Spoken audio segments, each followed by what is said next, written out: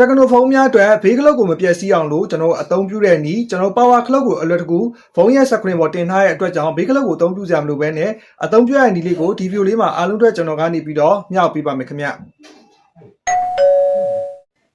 တက္ကနိုဖုန်းတွေမှာ lock screen မပါလို့စိတ်ညစ်နေသူတွေအတွက်ကျွန်တော်တို့ကနေဒီဗီဒီယိုလေးမှာမျှဝေပေးမှာဖြစ်ပါတယ်ပထမဆုံးနေဖြစ်ကျွန်တော်တို့ကနေပြီးတော့ဖုန်းရဲ့ setting တွေကိုဝင်လိုက်ပါဖုန်းရဲ့ setting တွေကိုရောက်ပြီဆိုရင်ကျွန်တော်တို့အောက်ဆုံးကိုတစ်ချက်လက်ကလေးနဲ့ဆွဲချလိုက်ပါအောက်ဆုံးကိုလည်းနဲ့ဆွဲပြီးလို့ရှိရင်အောက်ဆုံးမှာကျွန်တော်ဒီမှာပေါ့နော်မြားလေးပြပေးထားတဲ့ special function ဆိုတာရှိတယ်အဲ့ထဲကိုကျွန်တော်ထပ်ပြီးတော့ဝင်ပေးပါဒီထဲကိုရောက်ပြီဆိုလို့ရှိရင်အောက်ကိုတစ်ချက်လက်ကလေးနဲ့ဆွဲပြီးလို့ရှိရင်ဒီအောက်နားလေးမှာကျွန်တော်ပြပေးထားတဲ့ accessibility တွေကိုကျွန်တော်ဆက်ပြီးတော့ဝင်ပေးရမှာဖြစ်ပါတယ်ခင်ဗျာဒီထဲကိုရောက်ပြီဆိုလို့ရှိရင်ကျွန်တော်တို့ကနေပြီးတော့ accessibility ကိုဝင်လိုက်ပြီဆိုလို့ရှိရင်အောက်ကိုတစ်ချက်လက်ဆွဲပြီးလို့ရှိရင်ဒီမှာ accessibility menu ဆိုတာရှိတယ်အဲ့ထဲကိုကျွန်တော်ဆက်ပြီးတော့ဝင်ပေးလိုက်ပါ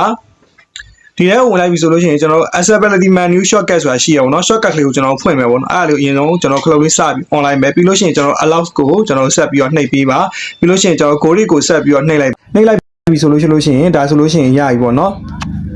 ဖုန်းရဲ့မျက်နှာပြင်မှာဒီလိုမျိုးလေးအစိမ်းပြားလေးပေါ်လာပြီပေါ့နော်ကျွန်တော်တို့ကဒီမှာခလုတ်လေးကိုနှိပ်မယ်ဆိုလို့ရှိရင်ကျွန်တော်တို့ပေါ့နော်ဒီမှာ power ခလုတ်ပိတ်မယ်ဆိုလို့ရှိရင်ဘေးခလုတ်တွေကိုနှိပ်ဆရာမလို့လွယ်လွယ်တကူဒီမှာ power ကိုနှိပ်လို့ရတယ်ပြီးလို့ရှိရင်အတန်အတိုးကျကျွန်တော်တို့လုပ်မယ်ပြီးလို့ရှိရင် lock screen ပေါ့နော်ဖုန်းရဲ့မျက်နှာပြင်ကိုကျွန်တော်ဖုန်းကိုကျွန်တော်ခလုတ်ကြီးကိုနှိပ်ပြီးတော့ဖုန်းရဲ့ဒီ screen ကိုပိတ်ဆရာလည်းမလိုတော့ဘူးပေါ့နော်ဒါအဆုံရှိတယ်ပေါ့နော်ကျွန်တော်တို့ဒီမှာ shortcut ကလေးမှာပဲကျွန်တော်တို့ကနေမျိုးစုံလုပ်လို့ရတယ်ပေါ့နော်ဒါကတော့ Tecno ဖုန်းများကိုသုံးနေတဲ့သူတွေမသိသေးတဲ့သူများအတွက်မျှဝေပေးခြင်းဖြစ်ပါတယ်ဒါဆိုရင်ဘေးကလုတ်တွေမပြည့်စည်တော့ဘဲနဲ့ဒီနည်းလေးတိုင်းပဲကျွန်တော်အသုံးပြုမယ်ဆိုရင်အရန်ကိုအဆင်ပြေပါတယ်အားလုံးကိုလည်းကျေးဇူးတင်ပါတယ်ခင်ဗျာ